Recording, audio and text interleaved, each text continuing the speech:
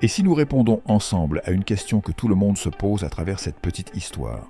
Voici le contexte. Alex, un scientifique brillant mais marginal, teste un appareil expérimental, une montre qui, en théorie, permet de remonter le temps. Dans un laboratoire sombre et chaotique, Alex tenait entre ses mains une invention révolutionnaire, une montre capable de remonter le temps. Mais ce qu'il ne savait pas encore, c'était que jouer avec le temps ne vient jamais sans conséquences. Lors de son premier test, Alex réalisa qu'il pouvait éviter les erreurs. Mais il comprit vite que changer un détail du passé pouvait créer de nouvelles complications. Chaque action semblait avoir un coût. En tentant de corriger des disputes et des regrets, Alex découvrit les premiers paradoxes. Plus il modifiait le passé, plus le présent devenait fragile, incertain, comme une toile d'araignée qu'il aurait déchirée. Lors d'une conférence, Alex entendit parler des dangers des paradoxes temporels. Mais l'idée de corriger une erreur majeure, un regret qui le hantait depuis des années, était trop tentante pour être ignorée. Alex remonta 10 ans en arrière au moment où il n'avait pas osé déclarer ses sentiments à Clara.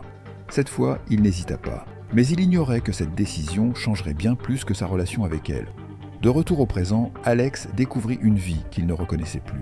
Marié à Clara, il avait abandonné ses recherches. Sa montre temporelle, son rêve n'était plus qu'un souvenir effacé.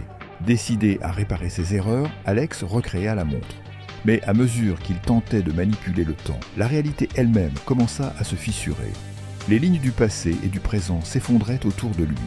Dans une faille temporelle, Alex fut confronté à toutes ces versions alternatives.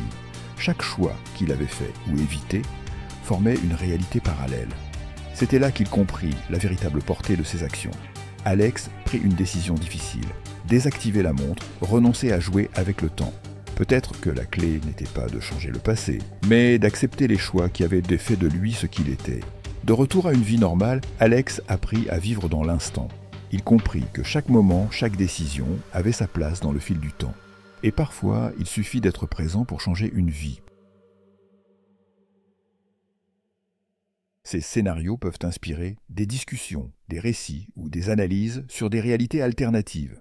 Y a-t-il une de ces idées qui t'intéresse particulièrement? Et si maintenant, toi, tu t'abonnais?